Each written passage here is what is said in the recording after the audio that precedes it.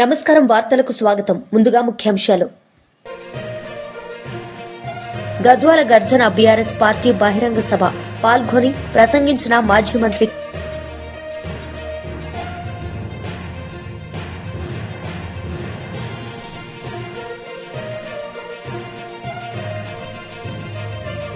MLA Tenali Shravan Kumar media సమావేశం పలు అంశాలపై వివరణ.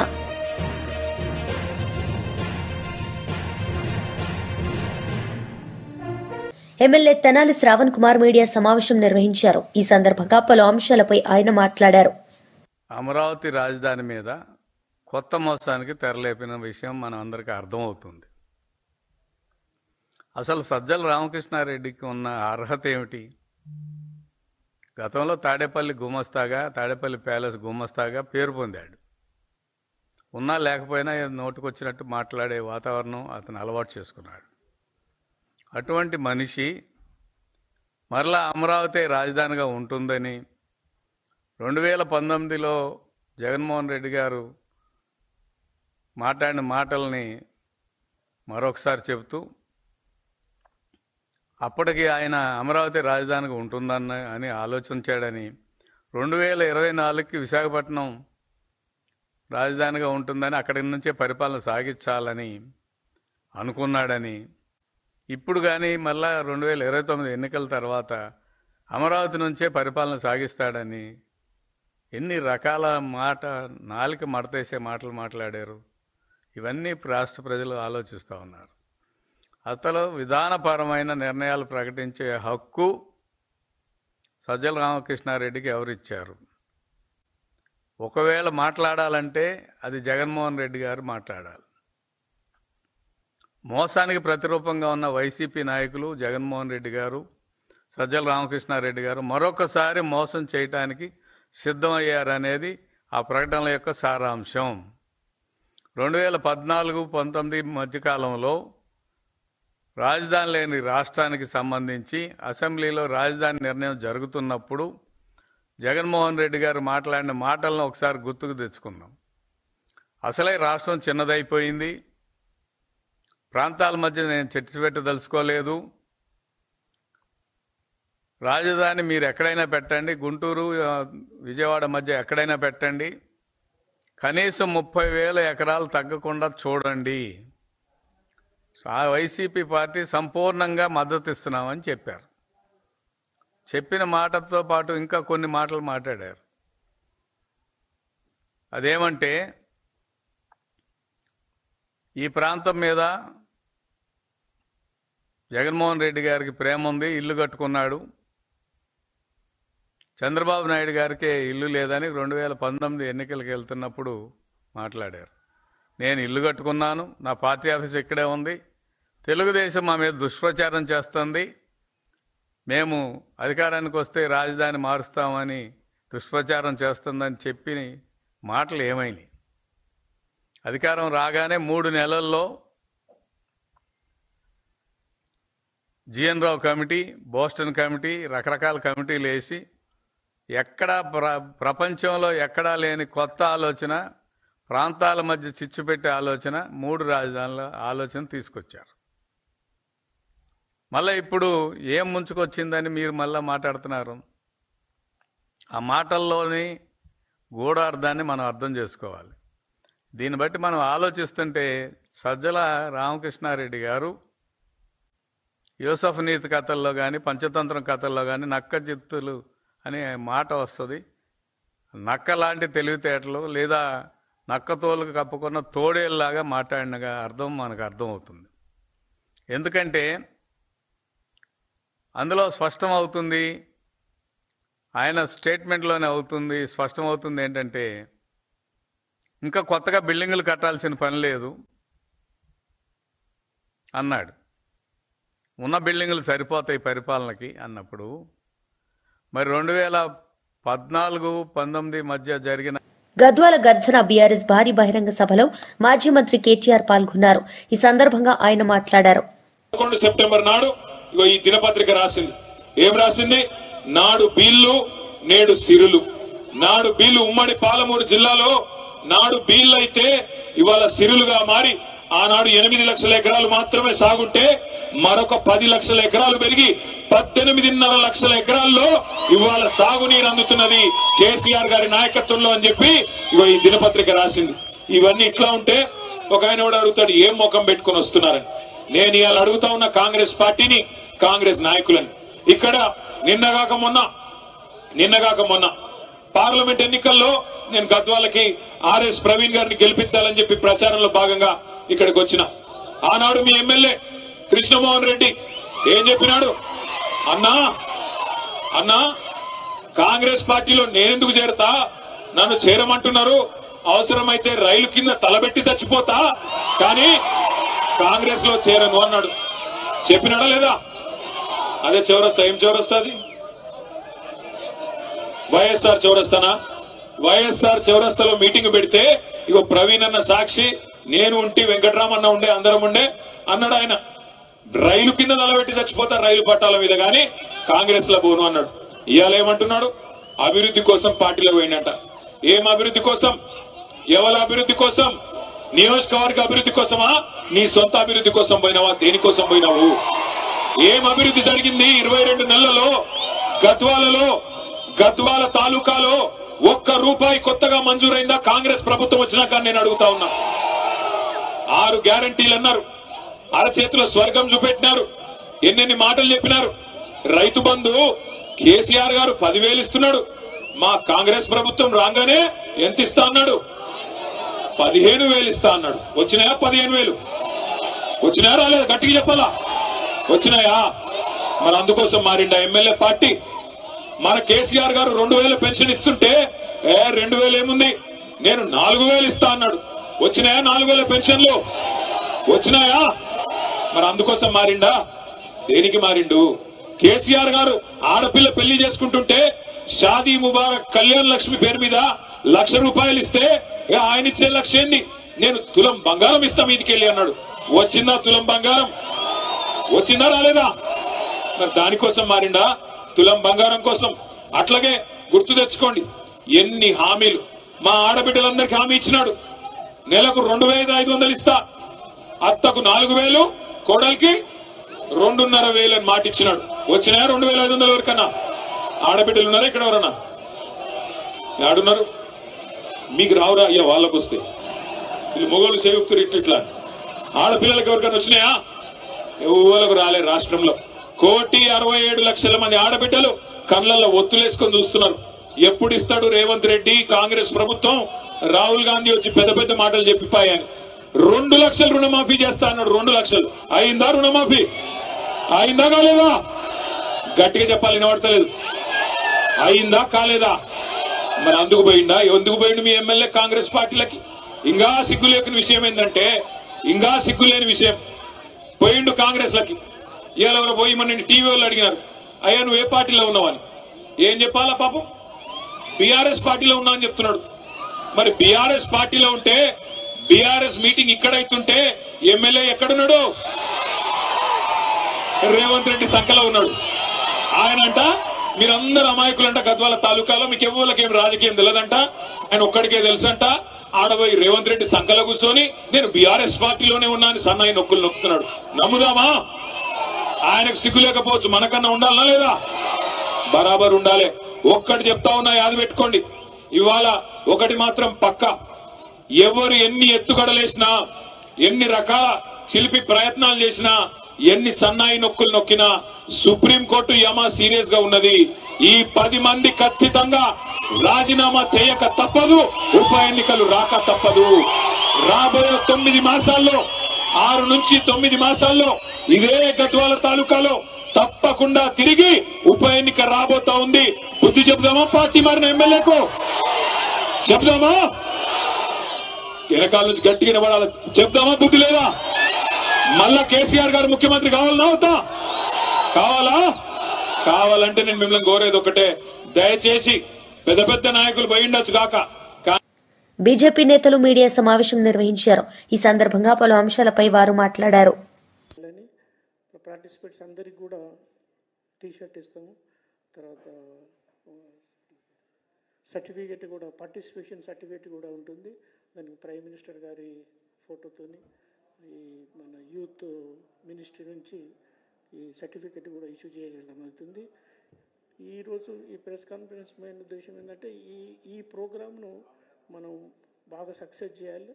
ప్రతి ఒక్కటి ఇప్పుడు మన కాలేజీలు, ఇంజనీరింగ్ కాలేజీలు కానీ, మిగతా డిగ్రీ కాలేజీలు, యూనివర్సిటీస్ అందరినీ కూడా మనం యాక్టివేట్ చేసి ప్రతి ఒక్కరు పార్టిసిపేట్ అయ్యి మ్యాక్సిమం నంబరు రిజిస్టర్ చేసుకోనికి మనం ప్రయత్నం చేయాలి.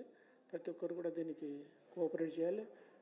స్పెషల్గా నేను ప్రెస్కి రిక్వెస్ట్ చేసేది ఏంటంటే, మనం దీన్ని కొంచెం అందరికి తెలిసేటట్టుగా మీరు డిజిటల్ మీడియా కానీ ప్రెస్ మీడియాలో ప్రచారం చేయవలసిందిగా కోరుతున్నాం.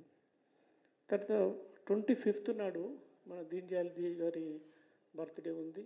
ఆ రోజు బూత్ స్థాయి నుంచి మన స్టేట్ వరకు ప్రతి ప్లేస్లో మన ట్రీ ప్లాంటేషన్ ఇప్పుడు పెట్టాలి. మన ఒక మన మదర్ పేరు మీద ఒక ట్రీ పెట్టాలనే ఉద్దేశంతో ప్రతి ఒక్కరికి మదర్ అంటే చాలా ఇష్టం కాబట్టి ప్రతి వాళ్ళు ఒక్కొక్కరు మనం ఒక ట్రీ మినిమం పెట్టాలనేది బూత్ లెవెల్లో, బ్లాక్ లెవెల్లో, డిస్ట్రిక్ట్ లెవెల్లో, మన స్టేట్ లెవెల్లో ప్రతి దగ్గర మ్యాక్సిమం మన గార్డెన్ కానీ, ఇంట్లో కానీ, పబ్లిక్ ప్లేస్లో కానీ, రోడ్స్ ఎమ్మడి కానీ చెట్లు పెట్టాలి. దీనికి మన డిఫరెంట్ నర్సరీస్తో కూడా మనం మాట్లాడడం జరిగింది. డిస్ట్రిక్ట్ లెవెల్లో, బ్లాక్ లెవెల్ వరకు కూడా మన నర్సరీస్ ఉన్నాయి. ఆ నర్సరీస్ నుంచి మనం ట్రీస్ ప్లాంట్స్ తీసుకొని చెట్లు నాటాలి. దీంతో మెయిన్ ఉద్దేశం ఏంటంటే ఇప్పుడు మన ఎన్విరాన్మెంట్ బాగా చేంజ్ అవుతుంది. ఇప్పుడు రీసెంట్గా కామారెడ్డిలో మన సడన్ ఫ్లడ్స్ వచ్చేది, అంటే మన బ్లాస్ట్ అయింది. దాంతో ఒకటే రోజు 40 సెంటీమీటర్ రెయిన్ వచ్చింది. అంటే ఇటువంటిప్పుడు ఎప్పుడు కూడా చూడలేదు మనం. అంటే ఎన్విరాన్మెంటల్ బాగా ఇంబ్యాలెన్సెస్ వచ్చుట్ల ఈ ఎన్విరాన్మెంట్లో మనం మళ్ళీ ఆక్సిజన్ పర్సంటేజ్ బాగా పెంచాలి. మన ప్లాంటేషన్ ఏరియా కూడా పెంచాలి. బట్ మన గవర్నమెంట్ ఆఫ్ ఇండియా పాలసీ కానీ మోడీ గారికి కూడా బాగా ఇష్టము. కాబట్టి ఆ రోజు దీన్ దయాళ్ జయంతి బర్త్డే సందర్భంగా ఈ మ్యాక్సిమం ట్రీస్ పెట్టి మనం ఎన్విరాన్మెంట్ను కాపాడాలన్నది మెయిన్ ఉద్దేశం. దాన్ని కూడా మీరు చాలా మనం ప్రచారం చేయాల్సిన అవసరం ఉంది. తర్వాత 27th నాడు ఎవరైతే ఇప్పుడు వికలాంగులు వాళ్ళందరినీ ఐడెంటిఫై చేసి వాళ్ళకు మనం సన్మానం చేయాలి. ఆ రోజు 27th నాడు మన ఈ ఎమ్మెల్యేస్, ఎంపీస్ నియోజకవర్గంగా ఎస్సీ ఎస్టీ మోర్చా ఈ ప్రోగ్రాంను మన కోఆర్డినేట్ చేస్తుంది. 28th నాడు మనం స్టేట్లో ఉన్న విశిష్ట పౌరులు అంటే పద్మశ్రీ అవార్డు కానీ, పద్మభూషణ్ కానీ, లేకుంటే మంచి యూనివర్సిటీ ఛాన్సలర్స్ కానీ, లేకుంటే పబ్లిక్ సేవ చేసిన పెద్దలందరికీ కూడా డిఫరెంట్ కేటగిరీల్లో వాళ్ళందరినీ కూడా మనం సన్మానించుకోవాలి. తర్వాత సెకండ్ అందరికీ తెలిసిన విషయమే మన జాతిపిత గాంధీ గారి బర్త్డే. అదేవిధంగా లాల్ బహదూర్ శాస్త్రి గారి బర్త్డే కూడా. అంటే గాంధీజీకి ఎప్పుడైనా మనం కాటన్ వస్తువులు, కాటన్ దుస్తులు ఏదైనా మనం విలేజ్లో తయారు చేసే వస్తువులు బాగా ఇష్టం ఉండే. కాబట్టి ఆ రోజు అంతకుముందు మనం ఈ కాటన్ పర్చేజ్ బాగా చేసి కాటన్ షాప్స్లో మనందరం కూడా ఎక్కువగా పర్చేజ్ చేసి అంటే దీని మెయిన్ ఉద్దేశం ఏంటంటే మనం ఈ ఖాదీ వస్తువులు కొనుగోలు చేసి ఈ మనం సెల్ఫ్ సఫిషియెంట్ కావాలన్నది మెయిన్ ఉద్దేశం. అంటే మన ఇండియా ఎప్పటికి కూడా ఒకప్పుడు మన వస్తువులన్నీ మనమే తయారు చేసుకొని మనం ఎక్స్పోర్ట్ చేసేది. కాబట్టి కొన్ని రోజుల తర్వాత మనం వేరే కంట్రీ మీద డిపెండ్ అయిపోయాం. కాబట్టి ఆ డిపెండెన్స్ తగ్గించుకొని ప్రతి వస్తువు మనకి ఏం అవసరం, మనం డే టు డే నీడ్స్ అన్నీ కూడా మనమే మన కంట్రీలో తయారు చేసుకోవాలనేది మెయిన్ ఉద్దేశం. ఆత్మనిర్భర్ భారత్ కావాలన్నది మెయిన్ ఉద్దేశం. దానిలో భాగంగానే మనం ఈ కాటన్ వస్తువులు ఇవన్నీ కొని మన జాతిపిత ఆయనకి ఇష్టమైన పని చేసి మనం ఆ రోజు ఇంకా ఈ గాంధీ గారి ఫొటోస్ అన్నిటికీ కూడా పూలమాలలు వేసి డిఫరెంట్ ఆఫీస్లో కానీ మన పంచాయతీ ఆఫీస్ కానీ బ్లాక్ ఆఫీస్ కానీ అన్నిట్లో మనం పూజ చేసి ఆ రోజు వారికి మనం నివాళులు అర్పించాలి. అయితే ఈ విధంగా ఈ 15 days ఈ ప్రోగ్రాం కంటిన్యూగా మనం సక్సెస్ఫుల్గా చేసి ఇప్పుడు ఎక్కడైతే బీజేపీ గవర్నమెంట్ ఉన్నప్పుడు గవర్నమెంట్ సపోర్ట్ ఉంటుంది, మన దగ్గర గవర్నమెంట్ లేదు కాబట్టి మన కార్యకర్తలు మనము మన అన్ని మోర్చాసు పార్టీ పెద్దలు అందరికీ కూడా అడ్వైజ్ ఉంటుంది.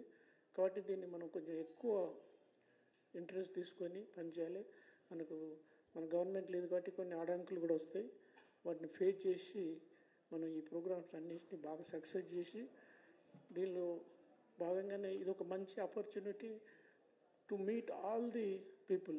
కాబట్టి ఇప్పుడు కమింగ్ ఎలక్షన్స్ కూడా రాబోతున్నాయి కాబట్టి ఎలక్షన్ ముందు పోయి కలిసే బదులు ఈ అకేషన్ ఈ మంచి పనులన్నీ మనం ప్రైమ్ మినిస్టర్ గారు చేసేటి, తర్వాత మన పార్టీ పెద్దలు చేసిన అన్ని కార్యక్రమాలు చెప్పుకుంటూ ఇందులో స్వచ్ఛ భారత్ కూడా ఉంటుంది. స్వచ్ఛ భారత్ కూడా మంచిగా సక్సెస్ఫుల్ చేయాలి. అంటే ప్రైమ్ మినిస్టర్ గారికి ఇష్టమైన ప్రాజెక్ట్ స్వచ్ఛ భారత్, అది కూడా బాగా సక్సెస్ చేయాలి అందరూ. కాబట్టి మీరు ప్రెస్ మీడియా కూడా, ఎలక్ట్రానిక్ మీడియా, ఈ మన ప్రెస్ కూడా రిక్వెస్ట్ చేసేది ఏంటంటే వైసీపీ మహిళ రాయన భాగ్యలక్ష్మి మీడియా సమావేశం నిర్వహించారు. ఈ సందర్భంగా పలు అంశాలపై ఆమె మాట్లాడారు. కానీ సాయంత్రానికే 100 మంది పేషెంట్లకు చేరింది పరిస్థితి. అప్పటికైనా వీళ్ళు సరైన ప్రజలకి అవగాహన కల్పించడం కానీ, లేకపోతే డోర్ టు డోరు అక్కడ సర్వే చేయించడం కానీ, లేకపోతే అక్కడ అంబులెన్స్లు అరేంజ్ చేయటం కానీ, హెల్త్ శిబిరం అన్నది ఒక స్కూల్లో పెట్టారు, 2 గదులు ఏర్పాటు చేశారు. చుట్టుపక్కల ఉన్న యూపీహెచ్సి సెంటర్స్ నుంచి మెడిసిన్స్ తెప్పించినారు. అవి ఏంటంటే కాలం చెల్లిన మెడిసిన్లు, అవన్నీ టైం దాటిపోయిన మెడిసిన్లు తీసుకొచ్చి అవి ఎవరో ఒక పేషెంట్ చూసి దీని మీద డేటు ఎక్స్పైర్ అయింది కదా అని ఒక పేషెంట్ చెప్పిన వరకు అక్కడ చూసుకునే పరిస్థితి లేదు. ఆ రకంగా ఈరోజు విజయవాడ నగరంలోన ఈ రకంగా అక్కడ శిబిరాల దగ్గర కూడా పేషెంట్లు చూసుకునేంత వరకు కూడా అక్కడ ఉన్న హెల్త్ సెక్షను ఆ డేట్లను కూడా చూసుకోలేని పరిస్థితుల్లో ఉన్నారు. 244 మంది ఈరోజు అధికారికంగా డయేరియా బారిన పడ్డారు అని అంటే ప్రభుత్వ పాలన ఎలా ఉన్నది అన్నది మనందరికీ అర్థమవుతుంది. ఇక్కడ ఇంత ఇబ్బంది కడుగుతుంటే చుట్టుపక్కల ఉన్న అక్కడ ఉన్న షాప్స్ కానీ, చిన్న చిన్న షాపులు, చిన్న చిన్న హోటల్స్, చిన్న చిన్న చికెన్ సెంటర్లు ఇవన్నీ మూపిచ్చినారు. కానీ మద్యం షాపులు యథేచ్ఛగా అర్ధరాత్రి వరకు అక్కడ కొనసాగుతున్నాయి. వీళ్ళకి ప్రజల ఆరోగ్యం మీద ఉన్న ఆసక్తి కన్నా వీళ్ళు జోబులు నింపుకొని వీళ్ళ ఆదాయం మీద ఉన్న ఆసక్తి ఎక్కువగా ఉంది. అక్కడ అన్ని షాపులు మూయించిన వారు మద్యం షాపులు తెరిచి ఉంచడం ఏంటి? అక్కడ నిన్న అప్పలరాజు గారు, మంత్రి గారు, మాజీ మంత్రి గారు వచ్చినారు. అప్పలరాజు గారు, నేను, విష్ణు గారు మేము అక్కడికి వెళ్తే అక్కడ కొంతమంది మహిళలు వచ్చి, అమ్మా మద్యం షాపులు మూయించండి అమ్మా, మా ఊళ్ళకి పని పాటు లేకుండా అందరూ అక్కడికి వెళ్ళిపోతున్నారు, మగవాళ్ళందరూ అక్కడికి వెళ్ళిపోతున్నారు, ఇళ్లలో రూపాయి ఉండవు.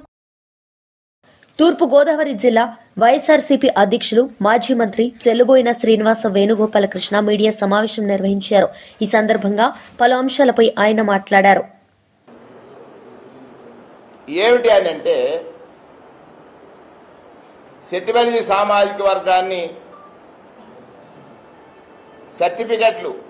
సెట్టిబలిజీ సామాజిక వర్గానికి సర్టిఫికెట్లు ఇష్యూ చేసే సమయంలో గౌడగా ముందు పేరు చూపించి గౌడ బ్రాకెట్లో సెట్టిబలిజ, గౌడ బ్రాకెట్లో శ్రీశైన, గౌడ బ్రాకెట్లో ఈడిగా, గౌడ బ్రాకెట్లో యాత, సిగిడి అట్లాంటి ఒక కొత్త అంశాన్ని తెర మీదకి తీసుకొచ్చారు. అదే సందర్భంలో మంత్రులు కొంతమంది ప్రకటనలు చేస్తూ ఏమన్నారంటే ఇది టెక్నికల్ మిస్టేక్ అని ముందుగా అన్నారు. మరొకసారి రిపీట్ చేస్తున్నాను, టెక్నికల్ మిస్టేక్, ఇది తొందరలో పరిష్కారం అవుతుందన్నారు. దాని వరకు ప్రాబ్లం కాదు. రెండవ సందర్భంలో ఇది సోషల్ వెల్ఫేర్ మినిస్టర్తో మాట్లాడతాం, ఇది సమస్య పోద్దన్నారు. దాని వరకు ప్రాబ్లం లేదు. కానీ ఇందులో తెర మీదకి తీసుకొచ్చింది ఏంటంటే, వైఎస్ఆర్ కాంగ్రెస్ పార్టీ ప్రభుత్వం, జగన్మోహన్ రెడ్డి గారి ప్రభుత్వం దీనికో జీవో ఇచ్చిందని, ఆ జీవోని బేస్ చేసుకుని ఇవాళ ప్రభుత్వం అంటే ఎవరైతే సామాజిక వర్గంలో ఈ ఆందోళన వ్యక్తం చేస్తున్నారో ఈ అంశానికి తెరదీశామనేటువంటి మాట వారు చెప్పినప్పుడు నాకు ఆశ్చర్యం వేసింది. నేనేమంటానంటే, ఇక్కడ వారు మాట్లాడేటువంటి సందర్భంలో వాస్తవాలు వీరికి తెలుసా? చంద్రబాబు నాయుడు గారు ముఖ్యమంత్రిగా ఉండగా 1997 వాస్తవాలు మీ ద్వారా ప్రజలందరికీ ఒకసారి క్లారిఫై చేయాలి. ఎవరైతే దీని మీద ఆందోళన చెందుతున్నారో లేదా ఆలోచన చేస్తున్నారో వారికి నష్టం కలుగుతుంది, లేకపోతే వారి యొక్క ఆత్మగౌరవానికి ఇబ్బంది కలుగుతుంది అనేటువంటి ఆలోచనలో ఉన్నారో వారందరికీ ప్రతిపక్షంలో, అంటే నేను బీసీ సంక్షేమ మంత్రిగా చేశాను కాబట్టి నా పేరు కూడా ప్రస్తావించారు కనుక నేను క్లారిఫై చేసేది ఏంటంటే, 1997లో ఒక జీవో వచ్చింది, జీవో నెంబర్ 16. ఆ జీవోలో 15/5/95లో ఒక సామాజిక కార్యకర్తగా, సామాజిక స్పృహ కలిగినటువంటి నాయకుడిగా, సర్దార్ అని పిలిపించుకున్నటువంటి గౌతు లచ్చన్న గారు ఒక ప్రతిపాదన చేశారు ప్రభుత్వానికి. ఎవరైతే గీత వృత్తి మీద ఆధారపడి ఉన్నారో ఆ కులాలన్నీ కూడా ఒక అంబరిల్లాగా, ఒక గొడుగు కిందకి తీసుకురావాలి అని ఆలోచన చేసి 16 జీవో నెంబర్ 16ని ఆయన ప్రతిపాదించినటువంటి సమయంలో ఆనాడు పెద్దలు, తూర్పుగోదావరి జిల్లాలో అధిక సంఖ్యాకులుగా ఉన్నటువంటి ప్రభాకర్ రావు గారు, మంత్రిగా పనిచేసినటువంటి అనుభవం ఉన్నటువంటి వ్యక్తి, వారు కూడా దీనికి సంబంధించినటువంటి సమ్మతిని తెలియజేసిన తర్వాత 97లో జీవో నెంబర్ 16 వచ్చి టీడీపీ రాష్ట్ర ఉపాధ్యక్షులు వేమూరి ఆనంద్ సూర్య మీడియా సమావేశం నిర్వహించారు. ఈ సందర్భంగా పలు అంశాలపై ఆయన మాట్లాడారు. మొన్న 10వ తారీఖు అనంతపురంలో రాష్ట్ర ముఖ్యమంత్రి శ్రీ నారా చంద్రబాబు నాయుడు గారు, అలాగే జనసేన నాయకులు, ఉప ముఖ్యమంత్రి పవన్ కళ్యాణ్ గారు, భారతీయ జనతా పార్టీ నాయకులు మాధవ్ గారు కలిసి తీసుకున్నటువంటి ఈ సూపర్ 6 సూపర్ హిట్ అనేటువంటి కార్యక్రమం ద్వారా అనంతపురం అనంతపురంలో లక్షలాది మంది ప్రజలు వచ్చి ఆ సూపర్ 6 సూపర్ హిట్ అంటే ఏంటో తెలుసుకొని చాలా చాలా చాలా ఆనందపడుతున్న సమయం అది. అటువంటి సమయంలో ఆంధ్ర రాష్ట్రంలో 151 నుంచి మధ్యలో 5 ఎగిరిపోయి 11కు పడిపోయినటువంటి జగన్మోహన్ రెడ్డి వైసీపీ పాలనకి, వైసీపీకి వెన్నులో వణుకు పుట్టింది. అంతకన్నా ముందు జగన్మోహన్ రెడ్డి కళ్ళు బైర్లు కమ్మాయి. ఎందుకని? ఈనాడు నారా చంద్రబాబు నాయుడు గారి నాయకత్వంలో కూటమి ప్రభుత్వం ఏదైతే ఉందో, కూటమి ప్రభుత్వం ఏదైతే ఎన్నికల ముందర ఇచ్చినటువంటి హామీలన్నింటినీ, సూపర్ 6 పథకాలన్నింటినీ కూడా ఇప్పటి వరకు అన్ని అమలు చేసినటువంటి విషయాన్ని ఈ సందర్భంగా తెలియజేస్తున్నటువంటి విషయం. ఎందుకంటే మొట్టమొదటగా భరోసా పెన్షన్ పథకం.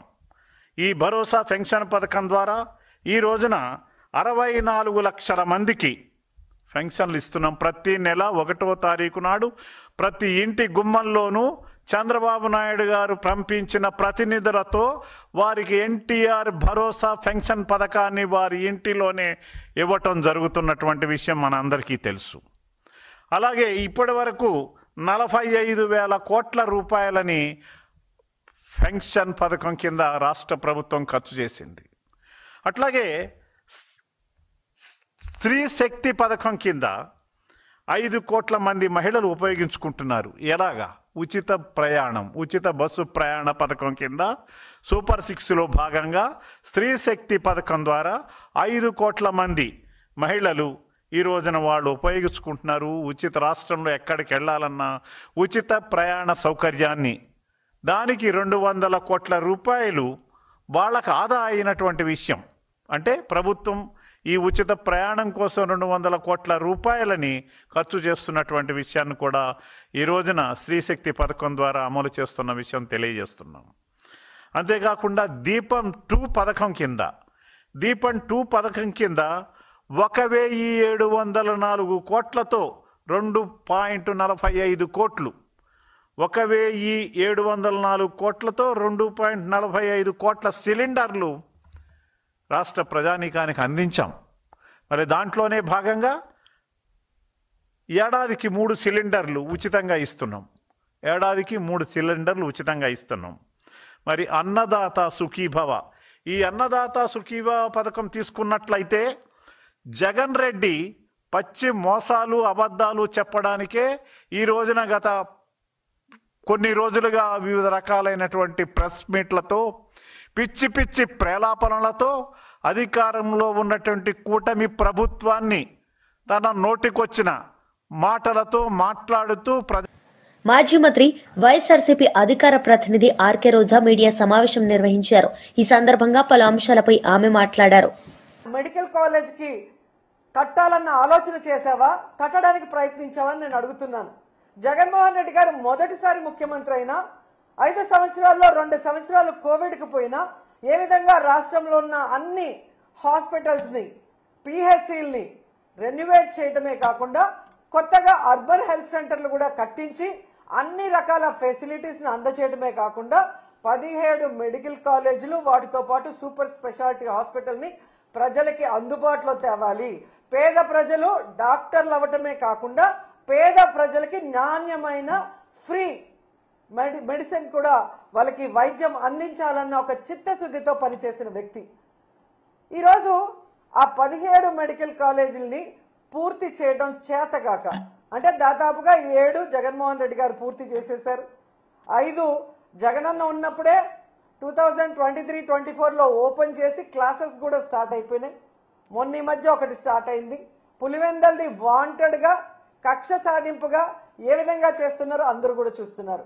మిగతా 10 ఈ 15 నెలల్లో కనీసం 15 కోట్లు కూడా కేటాయించకుండా వాటిని నిర్వీర్యం చేస్తూ కక్ష సాధింపుగా ఈరోజు ఆ మెడికల్ కాలేజీని తమకు కావాల్సిన వాళ్ళకి అప్పచెప్పడం కోసం ప్లాన్ ప్రకారం ఎలా చేస్తున్నారో మనం చూస్తున్నాం.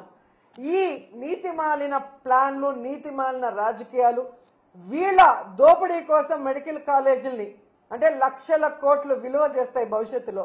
అలాంటి మెడికల్ కాలేజీలని విత్ హాస్పిటల్స్తో తమకు కావాల్సిన వాళ్ళకి పప్పు బెల్లల్లాగా చంద్రబాబు నాయుడు కూటమి ప్రభుత్వం ఇచ్చేస్తుంటే జగన్మోహన్ రెడ్డి గారు ప్రెస్ మీట్ పెట్టి నిజాలన్నీ కూడా ప్రజలకు తెలియజేయగానే వాటికి సమాధానం చెప్పాల్సిన సీనియర్ మోస్ట్ చంద్రబాబు నాయుడు ఎందుకు సమాధానం చెప్పట్లేదు? ఎందుకు తన మంత్రుల్ని రెచ్చగొట్టి జగన్మోహన్ రెడ్డి గారిని బూతులు తిట్టడానికి ఈరోజు పంపిస్తున్నారని నేను అడుగుతున్నాను. ఎంత సిగ్గుచేటంటే ఈరోజు హోంమంత్రి అనిత గారు ఒక ప్రెజెంటేషన్ ఇచ్చారు. ఆ ప్రెజెంటేషన్ చూస్తుంటే అది ఒక ప్రెజెంటేషన్ లాగా లేదు, అనిత ఫ్రస్ట్రేషన్ కనిపిస్తోంది.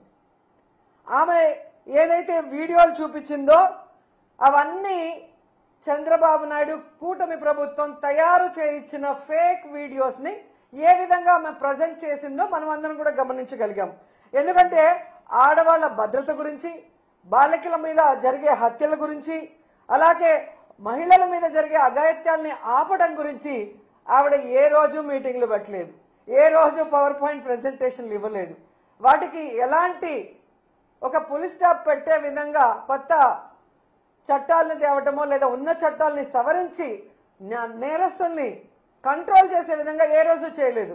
కేవలం చంద్రబాబు నాయుడు ఇచ్చే ఫేక్ వీడియోల్ని ప్రజెంట్ చేస్తూ జగన్మోహన్ రెడ్డి గారిని తిట్టడానికే ఆమె ముందుకొచ్చిందనేది ఈ రాష్ట్ర. వార్తలు ముగించే ముందు ముఖ్యాంశాలు మరోసారి. గద్వాల గర్జన బీఆర్ఎస్ పార్టీ బహిరంగ సభ పాల్గొని ప్రసంగించిన మాజీ మంత్రి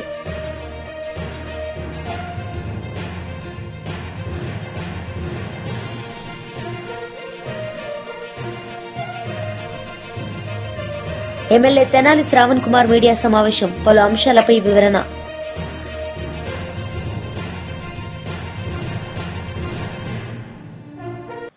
ఈ వార్తలు ఇంతటితో సమాప్తం. తిరిగి ప్రసారమయ్యే వార్తల్లో మళ్ళీ కలుద్దాం. అంతవరకు సెలవు. నమస్తే.